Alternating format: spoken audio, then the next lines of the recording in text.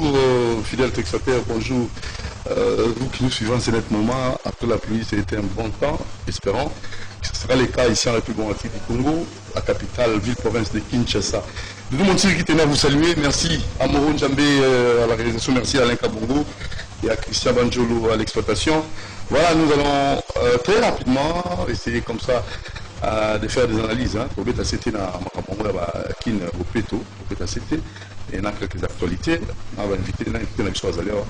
Et l'autre invité a un problème parce que on n'a jamais compris. Pour vous rendre nous, ce qu'on vous là, donc,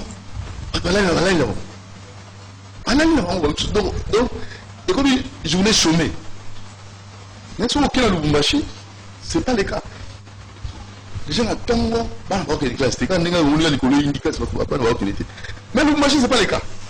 Et ici, déjà les parents, on est vous là. Fanissa Fredo, Akenete, Fanissa Stéphie, Akenete, Claudia, Akenete. Vous là, l'écolo. Alors, moi, déjà, on va tout ça là, dans le milieu professionnel. Ça, on a l'écolo, nous sommes des athées. Alors, on va très rapidement faire un tour. Et pour notre rubrique sujet du jour, grandes affiches. C'est pas ce que nous avons prévu aujourd'hui. Donc, c'est entre les deux. Et juste après, pour ça, l'analyse, on a invité Nabiso, autres alignes, M. Samuel Kabongo. On y va.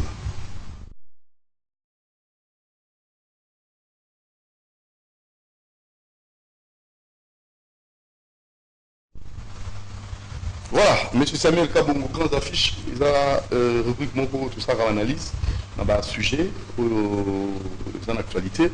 Mais d'abord, bonjour, bonjour. D'abord, la félicité. Merci. Est-ce qu'il y a une émission aux alliés sous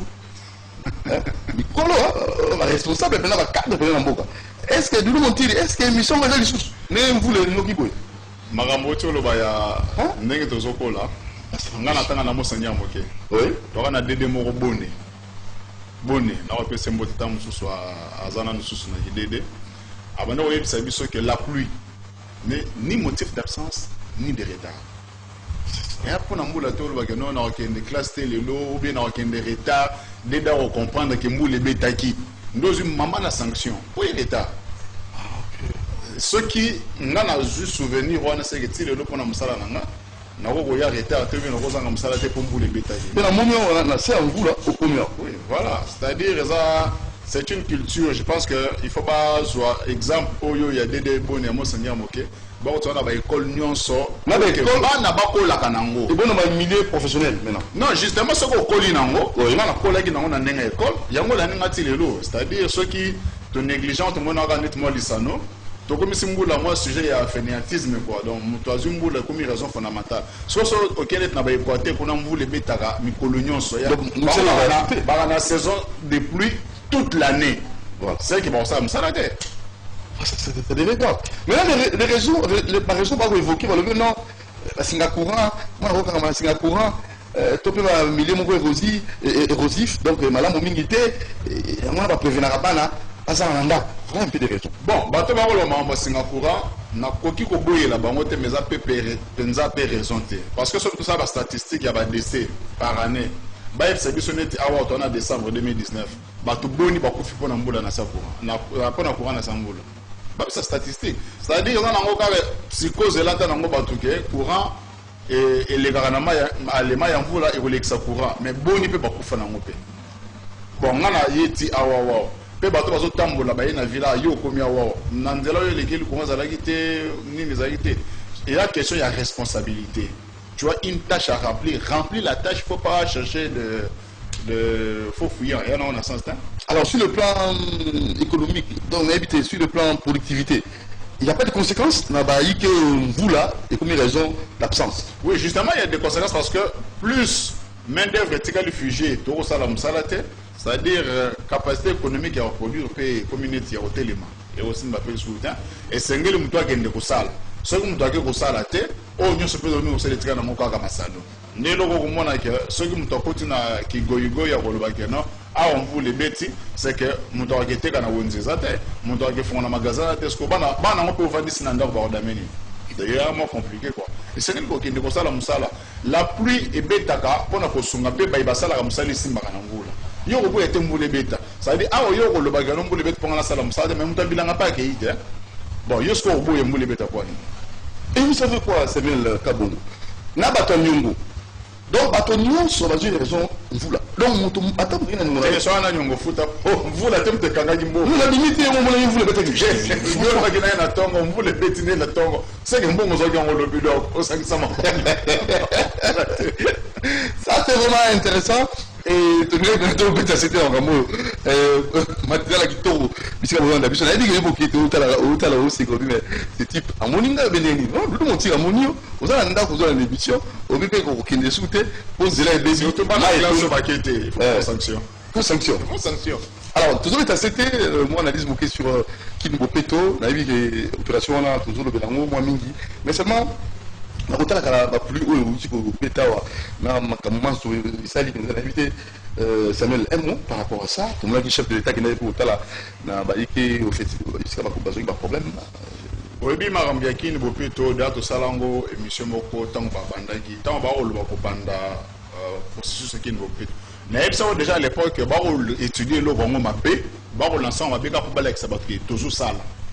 Oh, basalaka eloko te po bato bamona ke bozo sala mais bosala eloko pour que finalité nango zala nde mwa kitoko balansaki yango mais awa otoba mambula neti eza mwa lisano mais leka na banzela omona siko dose matiti komatisa solo leka na nzela omona ndenge mai wana ya salite ya ba place ya rassemblement ya baimandis ndenge ezosopa na siko na banzela babandaki yango batiaki na banene ebisako ke batia bacamion ya armée mais armée akobenda bacamion na ye armée bende ba camion na ye bon o isko ya Kinbo Peto bachewa ekoko kosilisa matiti te soki bobimisi lelo 10 tonnes ya imandis lobi babakisi 12 tonnes donc bosala mino rien so bosali moi un pas en avant moi 2 pas en arrière présumé c'est-à-dire projet on ezalaki mal étudié mbongo tout bakamati ya l'état bazumi sur le pelé mbula matadi et pas gouverneur Chatini Mobila na ba service na ya ba lito ba sa mama environnement ba na projet Kinbo Peto mais on a une commission ma cop na bango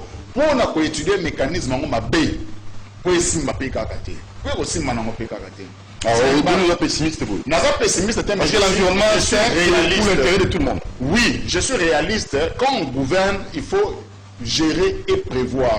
Et c'est même pour calculer il y a le big non na tchaba camion pour gagner le automatique mais ce qu'on calcule quantité matite va par jour pourquoi ben nous évacuer un peu par jour et puis ce qui peut évacuer en organe de gochang wap ce qu'on joue ba matite nyonso ya 24 communes à Kinshasa au premier point moko central na kisana malukuto na nselikeno oyo ubwa kango wana au salika la concentration de pollution environnement c'est ça le défaut de ce qu'il y a aujourd'hui les humanistes sont un moyen de business. Ah oui, parce que si vous ignorez l'importance de l'inondis, vous en avez la devise. Voilà. Les humanistes sont devenus un moyen de business. Attaque au matière fécale. Et belé batobatia na kateli mandis. Matière fécale ba msuba ba bote la gaz métal. Voilà. C'est-à-dire ba matière on a nyoso to dégageaka wa biodégradable. C'est il qui n'est pas kamata misolo. Batiango comme une banque de promotion de start-up liées à l'exploitation des humanistes dans la diversité. Bien, parce que les bateaux et c'est une banque spéciale liée au financement.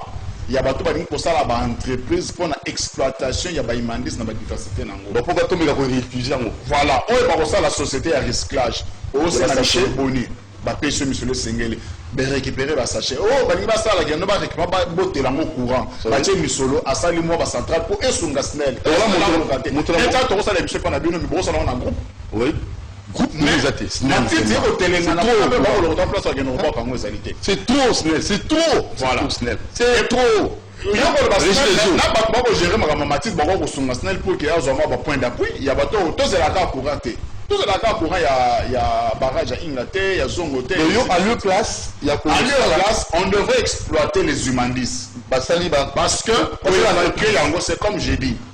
koévacue yango kolongola yango na bisika ezali na kasafo bundakise pa na ngai okamati yango oke otiki yango na place okobwaka yango ozwi ya ngiringiri ya banda ya selemba ou ya gombe oke okwaki yango bisika yango osali kaka concentration ya pollution ya environnement bon obwaka yango place moko parce que place entre bo obwaka yango awa ovula makasi ebeti bamulu esalaka ba érosion wana ekokumba matiti wana te ekende osopana na fleuve te okota na babilanga bato ekosala ndenge nini. Les humanidés sont aujourd'hui utilisés dans plusieurs choses. Et vous allez comme engrais chimique, et vous allez recycler, et vous allez l'utiliser pour l'énergie, et vous allez l'utiliser pour le bébé. Mais bon, on va dire que le budget aussi à l'industrie pour la budget de monter sur le Kinois. Oui, période où on a quitté ça, on s'est légué à Moutour Jalimoka. Oui, période où Alimoka pourquoi quand on va trouver un autre sommet mis sélecté.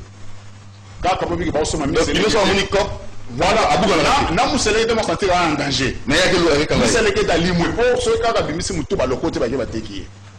Ndenge mo bibende pe ba simo. Voilà, bibende pe limoka pourquoi? Pour ba to ba ba so ba bibende et bibende ba batterie kufa. Oui. Et limwa. Pourquoi pas tout le monde qui est notre somba bibende pour ba poubelle. Voilà. Soit il va dire notre somba plastique pour besoin de recyclage ou bien utilisation quelconque ba muso ba musala ba objet décoratif ba mambele. Mais tata ne t'en fais pas liboso le plan on a même toi sur plastique. Donc parce que ba kopa mutu. Son mutabi le logo non ngana ko somba na ngaka ba déchets biodégradables. Mais yo pour ça la paix moi comme on se doit pousser au sol bloc belé pour que au sangisa kango qui ne rote que la taille et aussi na tel état dépassé mais solo zo dépasser au tchaka ba carburant pour faire pour que de rota pas ça m'embassa là oyo et ça il y en a besoin bon au pèse dans cette société société musco zo utiliser le bloc et reproduire en et pèse pas na mboka misala pe na société qui musala batu bazukuna bamuso ba sala musala ko sunga bango pour que matiti yango ekomela ka bango. Et comme il coupe à solo, tu vas pas se retrouver, et qui n'est comme peu ou peu tu y a solo. Au Magambu, Ndego Chantina, pour ça, la pas côté chef de l'État n'a pas une inauguration, Magambu va étudier qui peut bien être, non, on se fait, on va minimité. Et c'est un babandé là. Ok, alors, tu principe, on va soit dans tant que pour réagir, même dans SMS, pour aller cambo, pour la kini pour péto, et surtout pour la ramon, là, dans ciment en voula, hein, sur une voula nopi. Dans ciment, tali pena, qui ne peut tout, les autres les autres ça pena, ils ont assaini ville, tout n'est alors comme les biso, dans le numéro d'affiché 89 61 52 634, nous en avons Samuel pour ça autre proposition, Samuel Kabongo, quand il fallait budget, ou Pachaki pour en recevoir un engin ou quoi, tout ça, il a fallu pas que ça barrique, barrique pour ça pour créer la société, toute l'entreprise, recyclage, il y a des déchets. Donc, ce que vous avez, il y a une foule, il y a un sachet, il y a un milang, ok, pour l'entreprise, on a un bango, au bango, comment avez-vous trouvé l'idée? Alors, on réagit rapidement. La commune Nabino, est-ce que Kingo Peto? Parce que dans ce que Dali, le quartier le plus propre. Kingo Peto, on va en tout cas, la publicité meilleure quartier de Mouton Ozongo Azate. Pour quartier de Moutonazate. Quartier de Moutonazate. Mouton Ozongo Prion Azate. Au moins, on est moi Lissano. Ministre Didier Lito. Na bisika ya yeko kende ko étudier ka ba projet ya salubrité. Yeko de ça ta mona na villa wa ko kangaka banganda ko kangaka ba kopa batu. Oni ni obinu bo beta musique makasi bo musique makasi. Toboïté, nuisance sonore. Toboïté, nuisance sonore. Oui. Mais il y a plus urgent que ça qui peut détruire la vie. Notre vie est aujourd'hui liée à notre environnement. Et puis le droit de l'environnement a été consacré comme un droit fondamental dans la Constitution. C'est-à-dire, awa mboge ko beba boye, ce qui te tient katé, et ko kufa. Parce que tu ko kufa na ba solo. Ba malade yango mo na ba centre médicaux ko bota makaka ke belé pourquoi tu fouilles de leki ami beleki malaye leki pour ngonye bota mamakasi. Mais ba centre ba ko tambola partout. Centre médicaux na fongoli parenthèse donc rango. Allez to kino en tout cas faculté médecine. Ba professeur au fond de la mission. Ndenge ba dispensaire comme le ba boutique. Mais to kino yo ba jeune yo ba botanga likolo bakoka moto moto lokola le rôle est le rôle eloko ya kosilisango ayebi nini batiaka tonga na obeta songo tonga ya mosisa te ayebi na ye eloko wana te ye azwi ligablo ya dispensaire monsieur bato bayiki bakokufa pamba te bayiki bakotanga nzoto ya moto na baventure namoni médecine ezali lokola soki faculté nini ya kosala na aseki en tout cas botyama ordre côté wana bamédecin ya kala oyo atanga kala na oyo towana bango bajeno je te dis eza somo alors nafungoli parenthèse nakangi yango moko biso obeta certain likambo wana papa te okotanga nzoto ya moto tanga yango sérieusement otatone te okobongisa moto songo osala cope mosusu teka no boudin teka na yo peni kanga journée tika médecine papa tika mama tika médecine bato bakokufa noki likolo bato bakosala baventure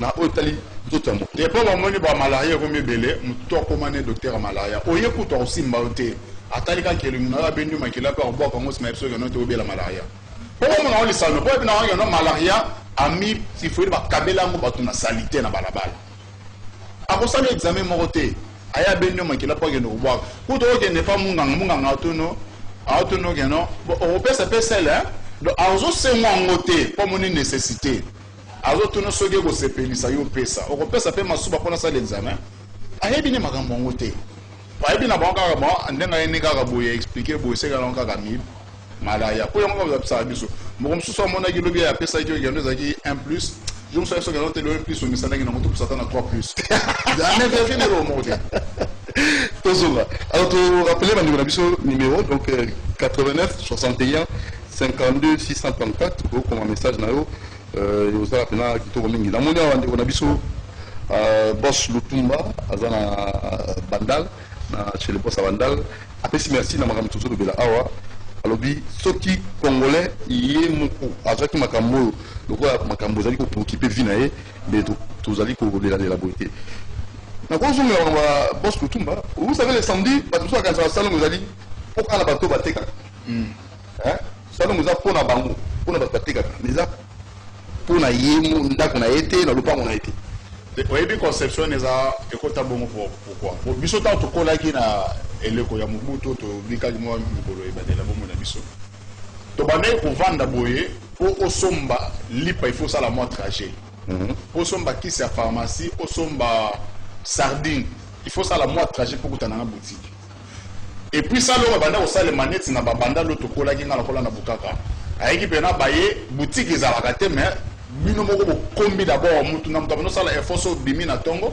okombi makadam engali boutique eza te te kasi bandeki kocuire yango mpe vide lelo ovede esalaka mosala nini babengaka yango office de voirie et drainage edrenaka nini tellement ke bacope ekomi partout soki obimika libanda cctv okomona baboutique bandako oyo bato bavandaka ya keno commerce yaka te ezalaka mpenza lisusu te nde bato bakomaki yano moto abebisaka mingi libanda lupango na nga eza moto aboutique mpo yebisaka bacarton ebiloko asombaka mpo basache na ebimaka nde abebisaka nga moto andako cope eza nango moke nde moto abosani ke propriété ya nanu ye moko bopeto eza nanu motu ye moko po atoko bamakambo oyo bazwaki bastation foot batielaki bato pembeni ya ndako nde bato bamoni yango bo ezalaka nango kaka en face na ngai nakosala effort te na kobimaka na bakati na kosopa yango wana mpe ndeko kimbuta à l'époque akokamba abosalaki bato bakokufa na makambo oyo mpe bato bamesani siko na bosoto yango ekomi nango insalubrité ebomisaka bato natuli question na oyo maloba ndeti un ignorant pour la conscientiser population est ce que moto akokufa ndenge nini na bosoto tata tant tokendaka na hôpital baye soki endoli bomu na salite te bomu ya salite boti banyama te parceque bosoto wana babwakeli wana liboso ya ndako. Si l'insalubrité ne pouvait pas tuer, le droit à un environnement sain n'aurait pas été érigé en un droit fondamental. Et puis dans le régime, dans la classification, il y a le droit de l'homme. Les droits environnementaux sont des droits particuliers consacrés et classifiés. Parce que tu vivras pour l'environnement. Ce qui est aujourd'hui, et là, solo, au bas qui ont kaka, parce que l'environnement est baby. Et on doit sanctionner la personne. Et c'est même pas sanctionnant. Mais il n'y a aucune sanction. Mon environnement, allez à mon toyo, à zo détourner mon l'état na salle biso mabe. Comment ça expliquez-vous? Autant que bazo kangande tinda sawa bakangi conseiller à chef de l'état qui bolo kona ne. Ouais, diamant. De donner le bois qui ko signer chef candidat comme chef de l'état pour la repérer ça va na cop na ye. Bagende ko étudier exploitation ya diamant. Mon toyo vous allez peine chef de l'état éviter que non ba carré minyaka na kasai kuna era na komba miba. O meyo sinela mutu mukanda ubule ke no lo sinya na komba chef de l'état ikoleka na ngo bato miba ifai mais tata osala masano. Vous avez un canon, pas la bonne assistance, le chef de terminer copamoté. Donc, on a un chef de l'État, la bouzo, oyaye. Chef de terminer copamoté. Toujours même. Alors, Mouton Boye, n'est pas sali Mabé, Mabé n'a pas qui a Mouton Boye environnement. Parce que ce qu'on a environnement, surtout tout d'ailleurs. Tant que ça la même guerre, na droit ya guerre, balinga ka ko utiliser ba arme ou les armes biologiques. Ba arme tout chaque environnement balinga parce que yango eza mabé makasi. Beta mutu lisasi ou ekauka et ko bomaye moko. Mais ce petit bombe au babengaka nucléaire biologique, c'est-à-dire moi étendu ko kufeza munene makasi. Na ba fait na la génération parce que bato bazwa ka na Japon na Hiroshima pe Nagasaki tire le borobi kango. Alors oui, mais bombé parce que l'Union européenne est un projet. Il y a un gouverneur à ville. Non, Naza n'a le preuve à papier. L'Union européenne a sali en haut. Tant que nous avons biso mandat, biso de gérer en haut et comme Nasuka, Kimbuta nous dit que nous avons par jour, par mois, ville les en haut. Mais on n'imagine pas ça pourquoi. Il y a un financement dans le gouvernement central. Est-ce que pour gérer sa liberté pour le CFO, nous avons un financement du gouvernement central? Nous avons un bon retour à la recrutement forcé, il y a l'assurance dans la ville, il y a le recrutement belé dans la ville. Bon, on a tout à chaque endroit. Expliquez ce que vous avez pour Banzela, vous avez répété. Banzela, tout va tenir, tout va le pouvoir central, il y a un programme, il y a 100 jours chef de l'État. Oisko ya ville yebisanga ya no depuis ndakisa gentiment ngobila kotaki na bokonzi nzelani na tongi ata ya muke na mbongo bango basala na ville ya Kinshasa ba bosani kopango po ba moni que chef de l'État couvrir bango na banzela minene na baso de mouton ale oya bango ko sala banzela na biso bango ko profiter ba sala bango banzela ba sala ta banzela mususu ba shaba ba upala na kasavubu ba bongisa ta banzela ba ko sala banzela mususu na ba chamko na ba matanku banzela ni kufa banzela ke na ba kanluka kuna ya na circulation ambiante nzela mo na kota pompage à Don Bosco ba kufa ka kuna parce que nzela mabe il faut quitter na moto zo moto na ba risque tout ça banzela to ni kufa mais em sala na bango. Vous responsabilisez plus gouvernement, autorité, mais peuple n'a pas sa liberté. Il n'y a jamais eu de mauvaises troupes, il n'y a que de mauvais chefs. Nous avons Kambabi sont responsables. Et en plus, au bêtise, vous êtes le quartier le plus pauvre aux Alatés. Et vous Alatés, ils ont pas mis ça. Je te dis que vous Alatés. Pour ça fait 1 mois et demi que ça a été une cop na bango babandi na nga cop au district na ngobato ko ba sa ka visibilité depuis banda ke sanga ka station mo ya poubelle o ba vider biseka ba ko vider ba sala nini ba ko kanga monde ko ba ko sanga cop ko musu se na ba station essence ezali place au sanga ba full ba moni ke ba ko kangote ba kangi place à full pour que ba tchango de station essence pour dire que no aussi la tête ba bisoko ba tika juste là ba station full les aussi la raté kende na bisika mo za mo ebele côté nga na vanda kaka na kasavu opala kende ko kute vani wana. Et vous videz tes. Nous, on a des jeunes ministres, qui à niveau, qui travaillent. Vous connaissez un Moro Njambe. Filme Bisso, quand je m'arrête. Kamata Moro Njambe, Atawa, on a Simayamfula Awawa. Bobit Awa, on a voulu récolter food market. Le Molagi Badal. Bimisaki, Mosoto Nakata va terrasser. Batika Kiamwana, mais Kende Kak Awa, on a Simayamfula, Otala Onenge. Et ça quand on est au Telengala, on peut les bêtements na salité Tony na kata nzela na face à quand le fungo là. Au moins ndenge Tony na nzela et Tondi. Ah. Maintenant, je ne sais pas. Tony va bien beaucoup. Babo ça net balinga ramboka. Ceux qui peuvent balinga rango, ba étudier. Mais la bourgmestre d'abord. En fait, le bourgmestre d'abord tout le monde. Par exemple, le représentant. Zoanet ba bourgmestre abosa ni musala naye bourgmestre musala naye oui musala munena bourgmestre comme nini ateka ba attestation de naissance ba attestation de père de pièces asomba ateka la batu ba acte de mariage awa na yo kinda kisa kuna na commune Lemba po ngana kinona ba mama bana kina na commune Lemba bourgmestre ba tia sika wana ye aye musala na liboso maison na liboso za ya ko matisa mbongo ba bafuta ya mariage bon tout va normal. Bourgmestre, yo bacho bourgmestre na commune ya Lemba. La Constitution dit que nous avons la liberté de circuler Congo Mobimba. Donc la liberté de circuler Congo Mobimba. Et là, on est bourgmestre à Sali. Il y a Kamatinde que que là-bas na moto, il y a lemba jeton. Pour autant que sa moto na on a lemba et c'est le son jeton. Ce que c'est un Kamati moto na matete, ton a limité. A ko kota na lemba ko kota nene. Yemo bourgmestre a bimana balabala ga na ke kanga bango ki opération. Ndaki sa nayoka ki afingana ki wewo afingana na wewo mo na wewo mo ko mabite na balabala. Pourquoi? Parce que bourgmestre c'est une autorité de représentation, ça a un pouvoir rébellé. Pour au moins la nomination de valeur à propre mobilité. Bourgmestre il représente qui? Il représente l'État central en passant par le pouvoir provincial. Parce que placé à Zali, Maramba, tout le monde a un beau Manasimanae. Mais ce que bourgmestre a dit que ça, la Moussala mobilité, au lieu que si tu as un acte de mariage, attestation de naissance, c'est comme on dit que non, et le Congo, et là, on a un cas pour ça, on a un recensement. Or, recensement peut passer à la grande pété. Moutaïti, bourgmestre, Moussa Binsi Boula, il y a maman. La loi dit qu'il y a un seul Moutaboti Moana, na 3 mois au Landawana, a qui nous reçoit acte de naissance, il y a Moana au Félé. Même Moussa, on a roté comme moi. Mais parce que cette population est ignorance. Population est ignorance. Il y a aussi des populations ébat. Puisque la Constitution insiste sur la vulgarisation du texte. Oui, oui, on ne peut pas citer dans la Constitution, mais maintenant, on est ici. Dans la carte. On a la constitution banda ko na kati ya mabengi voilà donc kagine be balwa mabengi.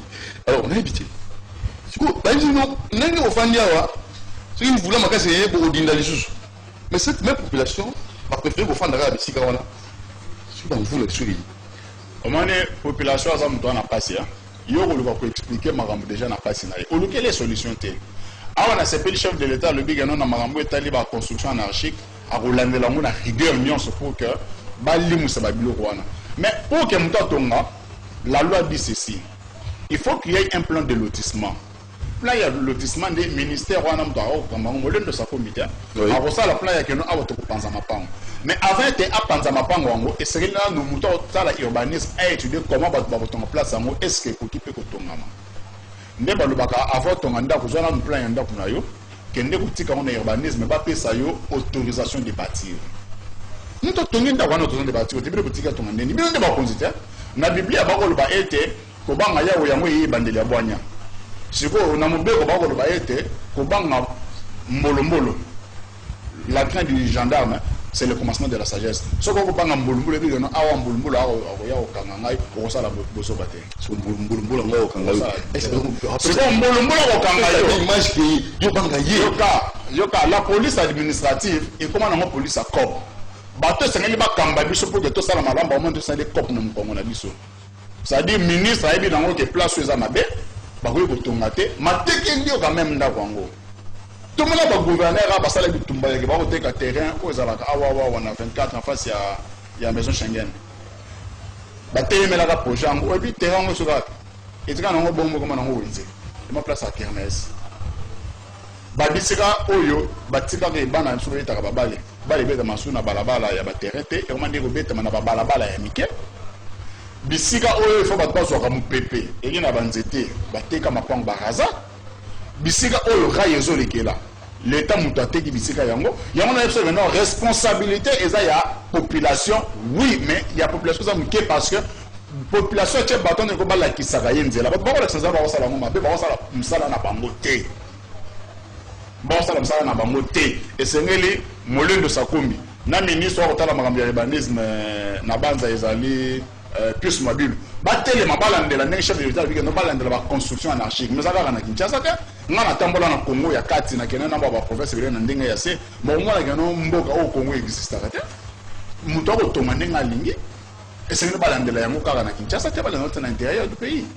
Voilà, alors parce que Fatou Clore na les Cambo posé grandes affiches nous ça analyse na merci qui vous fait tout yango pelande eza na mutu ya mingi environnement cadre de vie il faut battre lango pour lobby tous les latés les loyo bossa assemblant beto environnement makofi mais lobby tanga konia tabino marato bikambo egu banda opération na éviter opération na ndeko opération buka banda ko no batongi likolo ya baegu ranke no ndako inachevé oyo ekangaka bakata egu ebemaka mai na cité te comme ça na fleuve kuna bandako mingi etongami le long ya bafleuve awa nayebi te yo ozali moko cadre mpe na parti politique moko songolo pakala parti congolais social démocrate mwana mboka songolo pakala ndeko basile songolo pakala na mtolo wangu parti congolais social démocrate en fait salingala songolo pakala obi songolo pakala te quelconque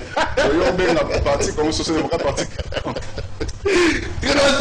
mais c'est quand on voit là mai rotonda moto nyonso mbaka carburant na station jega mboka nini keti nyonso etoni na mai ikaka mbula moke mai etondi parce que babouche bacollecte babouche bakaniveau batongi likolo ya baegu awa lelo ya fleuve mpe dans la ville makambo wana nyonso oyokotaka na environnement parce que ntango okotonga ndako na esika ya mabe oyo kobloke circulation ya mai obebisi na environnement moto apesaki moto wana aluka atonga ndako wana monene etikala moto apesa autorisation wana baka ministre te ye ti bango asokola kaka na mboka awa ndenge soki na moto abebisa environnement aza mabe koleka na moto adetourne otali neti siko awa moyen to vivre bien eza te mpo ye abebisi na environnement na biso mai moyen eleka susu malamu eza te ekoti siko bosoto na kati ya mboka tobimaka awa na nsima na mvula mpo olongwa ville awa na esika ya mosala osonga cité mais awa boulevard mai etondi boulevard tange batongaka mwa likolo banzela yaka na mopanzi ezaka na mwase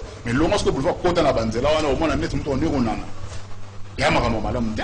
Alors pourquoi na sujet ya liboso oyo emumeli mpenza donc kine bopeto mpo na yo ozondima ta moke te ekosimba nayebi biso teke eza na ondima te nalobi noki ekosimba te eyo osali proposition nini baluka bacreye une sorte ya autorité de financement, on a FPC, on a FPI, va créer une structure comme ça, fonds pour l'encadrement, il y a des biloko wana, va financer, va trouver une société dans le domaine wana, il y a pour récupérer ba imandis, va retravailler on a ndenge mususu. Et vous pouvez savoir au courant, et vous pouvez savoir na et si quand vous allez qui bidon ya remêler la maille, et vous pouvez savoir et l'eau mususu ya plastique.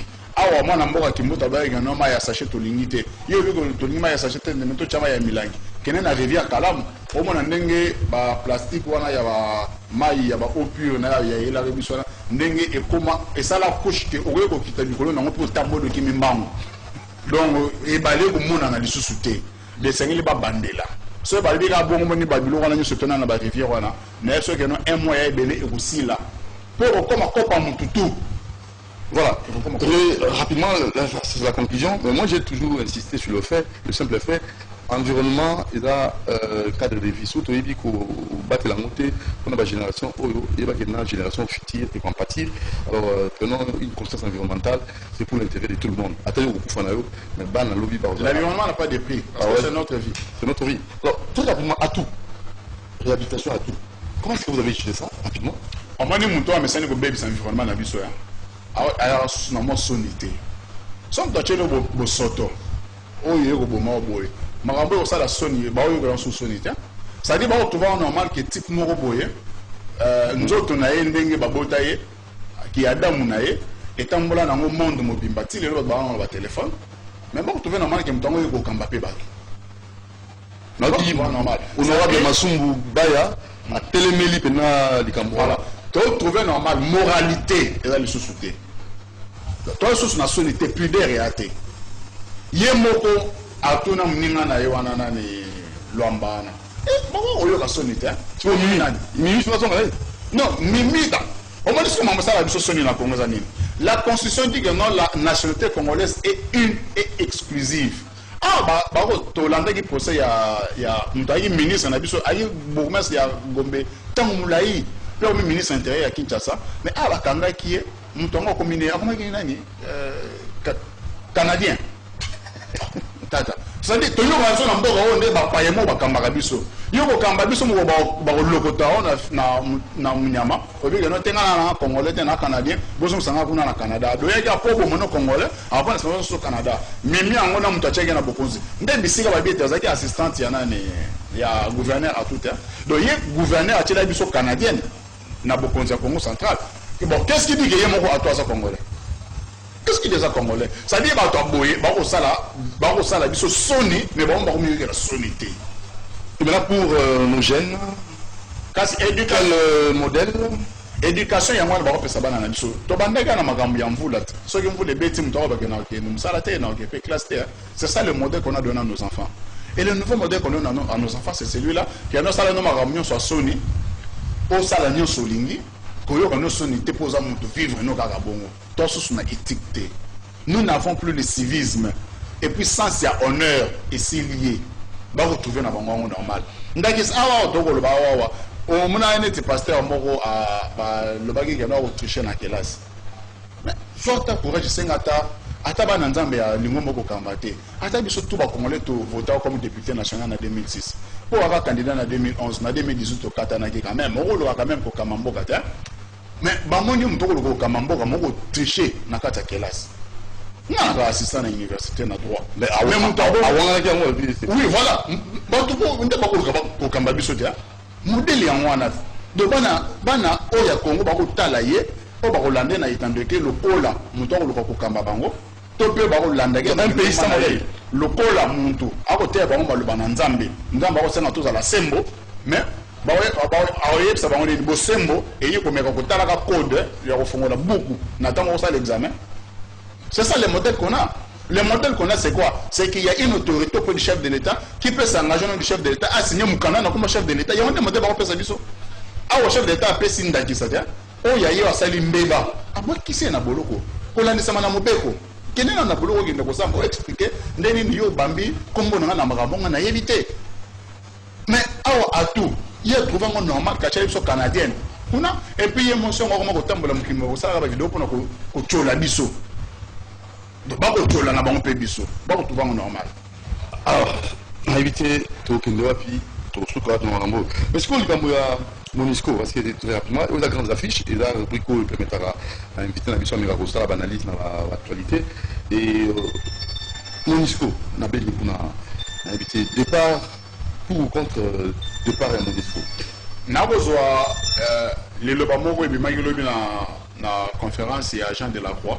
Oui. Alobi monguna ezali moto oyo akokanga ndeko na yo congolais ndeko na ngai po ko soigner bato baza na Ebola.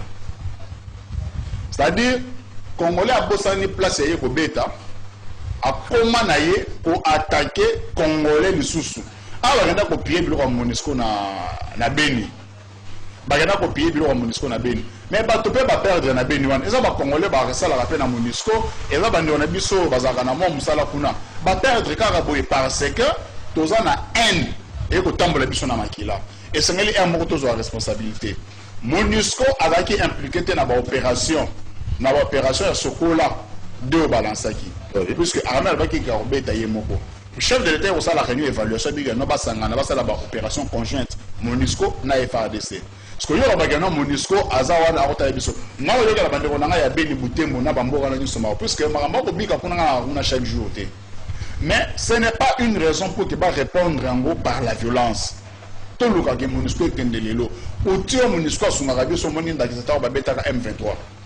Monisco te sungaka biso na ba drone na mo ba porter ya komema munitions ya komema mapinga na biso ko makana ma ba bisika yango ba na équipement mususu biso doza na ngote mais ba pesa ibango mandat ya okendo ko beta ka lisasi na place na biso te mais ba ko sunga biso ke to beta lisasi yango malamu esengeli ka ke no bandeko baza na Butembo ba na Beni bazo mutema wana ya boboto ya kozonga na sima puisque bato ba sala makambo wana ya bomaka bato ko kotaka na basite ko bomaka bato bango nde banguna na biso bangonde bangona na biso Monisco asala musala na ye soki mandat na ye esili ba ko sala réévaluation soki sengi ete ya toro yikimi ko na mboka bakende ba ko kene na bango vraiment de bangai et là nous comment tenir notre histoire FCC cash nous monde na ko mo kinda FCC cash na lobaka ngota ngonyoso ke batunde batala ka ngona mwa motema moto hein. Chef de l'État moi l'amkete tu sais que là mon le pas un grand leader a leader mon makasi a bien maramba osala mokonzi ya majorité parlementaire ils attendent chef de l'État peut interpréter ma belle constitution constitution est le big si un parti n'a pas atteint 251 minimum le chef de l'État nomme une mission d'information pour qu'il va identifier coalition. On identifie la coalition au nom du chef de l'État. Mokonzi gouvernement Ilunkamba a exécuté une vision du chef de l'État. Parce que nous avons comptable en 2023. Marambo est la communication politique a survécu à la partie na bango. Mais c'est là que FCC basala qui makita na bango kuna na kisantu kuna.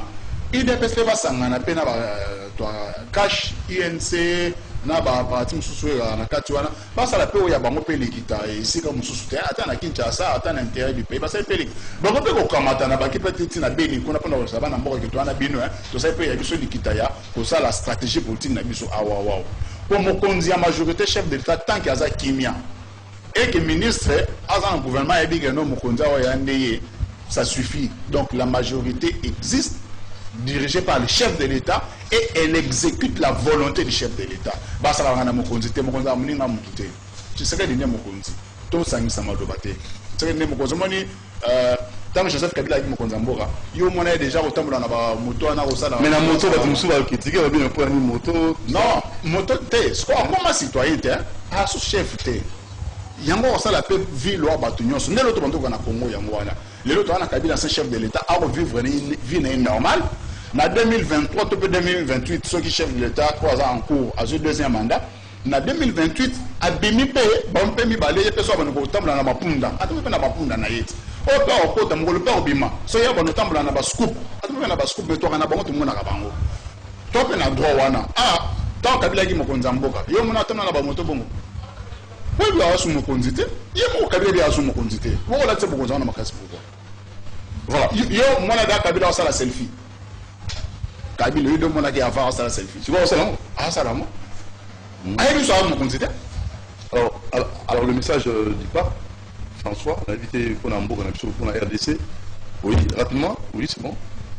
Pour la protocole, tout ce qui est là,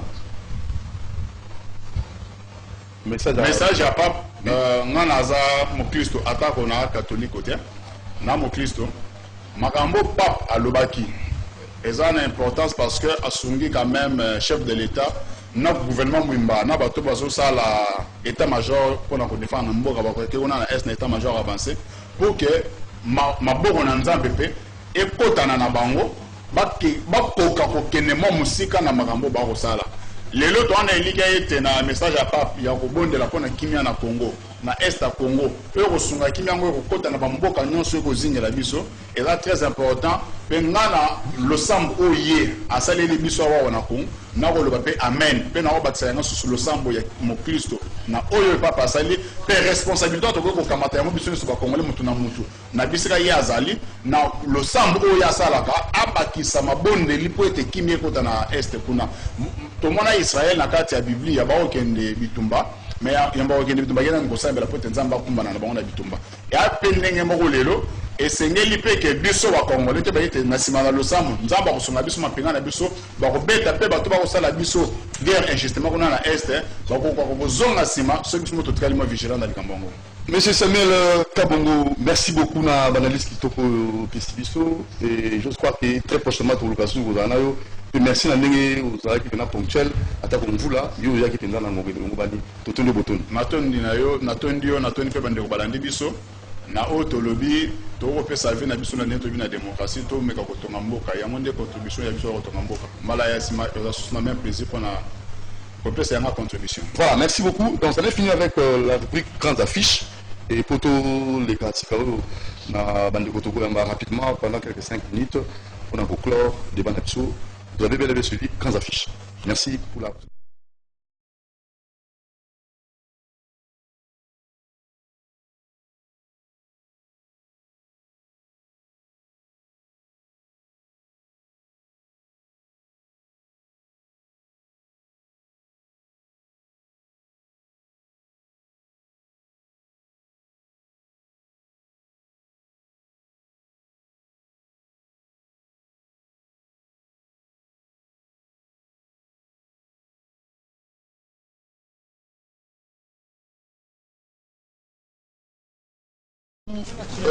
Alain Kabongo, merci beaucoup. Christian Manjolo, merci beaucoup à Moron Djambé. Tout comme il a Souka déjà, donc il nous reste quelques 5 minutes comme ça, je vois, 5 à 6 minutes. Tout le monde rapidement, il y a 7 jours de gloire. Les choses d'en haut. Ah, on m'a renvoyé 15h, de 20h, de 15h à 20h, le 31 décembre. Oui, frère, on m'a renvoyé la mission. Ça a eu son plaisir, hein. C'est mon Moutougo, en matérialisant mon pénal, on a évité. Ma gloire, on va aller dans la 7 jours, ma gloire, 7 jours à gloire. Bonjour d'abord. Bonjour mon frère. Santé, il va bien? Ouais, ça va, Dieu fait grâce. Alors, votre nom? Moi, je réponds au nom de David Joël. Mon nom est Mouroté, David Joël, Rina, Sœur. Moi, c'est Sœur Lydia. Sœur Lydia. Santé, va bien, Sœur Lydia? Tout va bien, merci. Ah, Sœur Lydia. Alors, rapidement, 7 jours de gloire. Le 31 décembre. C'est un programme oyo nzambe atindeli biso mpona ntango oyo parce que na chaque saison nzambe atambolaka na agenda na ye et mpona saison oyo ezali saison oyo nzambe alingi komonisa nkembo na ye et pendant 7 jours tokolobelela sur les choses d'en haut parce que esengi na libota ya nzambe koyeba mpe kozwa accès na makambo oyo nzambe abongisi pendant 7 jours oyo et tokoclôturer na nuit ya traversée parce que esengelami na biso kokatisa na mosakoli ya nzambe. Alors ezala wapi? Toza na avenue Zibaya numéro 47 na salle de fête Emmanuel na commune ya Kasavubu na 2e niveau non loin ya rond-point Gambela. Dans le 31 décembre. Oui, le 31 décembre. Na pasteur révérend Le prophète Jimmy Mbaya. Jimmy Mbaya. Ah, on a santé, hein? Ah, on a qui? 100%. Ah, 100%. Alors, les Camerounais, tout là. Oh, c'est que les gars, il a prié de ça en 2019. Pour 2020. Est-ce que, tout de suite, la gloire, on a 2019, pour mettre la salle en zèbre, la salle qui va en haut, pour la suite. Bon, pour la suite, est-ce que, on imagine en 2020, pour déjà en 2019, on a souka, à mon rien. Ntande wazo la ndo lipse. Bible eza koloba ete nzambe akosaka te nzambe aza mutu te mpona kokosa tu mwana mutu mpona kowangana. Mutu nyonso oyo anzimelaka liloba ya nzambe mpe atiaka yango na pratique mutu wana asimbaka toujours. Alors il faut d'abord mettre ça en pratique pour nzambe mpe asalela yo. Attends, il y a une promesse, mais tambola pe lolenge et na kotambola na promesse. Abakoki Bible eza koloba ete celui qui reçoit la vision doit courir avec la vision. Tango yambaki message pour te pa ya nzambe inini oyo osalaki pona liloba ya nzambe wana ekoka ko yo tango wana ningo na ozo la nzamba sala nzamba omi camarade na yo nzamba ko doté. Alors ma sœur, vous pouvez insister sur ces messages, 7 jours de gloire, les choses d'en haut, Colossiens 3:1 du 25 au 31 décembre 15h à 20h ils ont B. Exactement. Exactement. Vous avez tout dit. Les 7 jours de gloire, c'est un programme extraordinaire. C'est 7 jours où le divin va rencontrer le terrestre. C'est l'église JLC, donc Jesus Lifestyle Church, du prophète Jimmy Mbaya. JLC en français ou église Kobika Lokola Yesu. Donc nous sommes à Kassavou, voilà salle Emmanuel. Au 2e niveau, rend référence au rond-point Gambela. Oui. Donc ce programme, c'est vraiment le divin. Nous allons avoir des miracles, des prophéties, des guérisons extraordinaires. Votre année 2019 ne peut pas se terminer comme ça. Vous ne pouvez pas commencer également l'année 2020 et dire je vais passer l'année 2020 comme j'ai passé l'année 2019. Venez recevoir les orientations d'un prophète. Venez recevoir les miracles, vos guérisons, vos paroles qui vont vous faire commencer l'année 2020 d'une façon extraordinaire. Je vous répète encore, c'est vraiment le divin qui va rencontrer le terrestre. Je crois en Jésus, je crois en mon père spirituel, le prophète Jimmy Mbaya, et je sais qu'il va se passer de grandes choses. Peut-être vous pouvez douter, moi je vous dis, si peut-être vous doutez, venez seulement. Venez seulement. Ça sera du 25 au 31 décembre, de 15h à 21h. On vous attend très très nombreux. Venez voir vraiment des choses extraordinaires. Ça sera un moment incroyable dans la gloire de Dieu, de l'Éternel. Merci beaucoup. Très bien. Il y a un numéro de téléphone, on va revenir à nous. Il y a un numéro. Contactez nous bien avant pour des précisions, oui. Exactement. Le numéro, c'est le 082 70 53 320. Donc, c'est le numéro du bureau. Veuillez répéter. 082 70 53 320. Une dernière fois. 082 70 53 320. Donc vous tomberez immédiatement sur le bureau, sur les références, et on vous donnera toutes les informations nécessaires pour pouvoir vous déplacer ou arriver aux 7 jours de gloire. Vraiment vous attendre très nombreux. Très bien. Et pour finir avec vous? Moi je vous dis vraiment, je ne sais que vous dire à part que ça sera un moment glorieux et incroyable. C'est un moment où vous pourrez voir des choses que vous n'avez jamais vues. Si jamais vous doutez, si jamais vous avez des moments où vous dites « Mais Dieu m'avait dit ça en 2019, je n'ai pas vu », venez là, vous allez voir. Vous allez voir que Christ est vivant. Vous allez voir qu'il est le même hier, aujourd'hui et demain. Très bien. Allez, très cher ami, prenons suivi ça. Donc 7 jours de gloire avec le prophète Jimmy Mbaya. Oh, il est le frère, il y a Jetron Mbaya, pas de côté? Non. Ok, prenons suivi ça. Ok, juste pour nous qui ça, na limika pour rappeler sous bande konabiso que eza programme oyo nzambe atinde liyo na ngai. Atinde liyo na nga parce que à cause ya bolingo za na ngoko na biso, alors yaka na maladie na yo, yaka na ba problème na yo, yaka na makambo eza kotungisa yo, po ete Yesu aza capable ya kobikisa, capable ya kobongola, capable ya kopesa yo et ya nona ba mituna na yo pe na ba mitungisi na yo nyonso. Amen. Alors à l'obit venez à moi vous tous qui êtes fatigués. Soko yebi ki problème na yo wana, olembi yango yaka na Yesu et pendant 7 jours oyo okomona loboko ya Nzambe pe oko témoigner de Yesu. Tozana avenue Tibaya numéro 47 na salle des fêtes Emmanuel.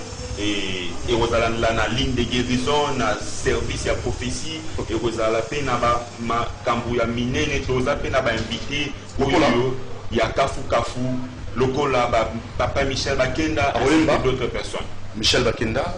Ainsi que d'autres personnes, autres qui peuvent garder surprise pour l'instant. Alors, le numéro, il faut vous rappeler le numéro pour ça. Juste le numéro où la soeur a payé, le numéro la plus 082 70 53 320. Donc 082 70 53 320. 320. Voilà. Exactement. 082 70 53 320.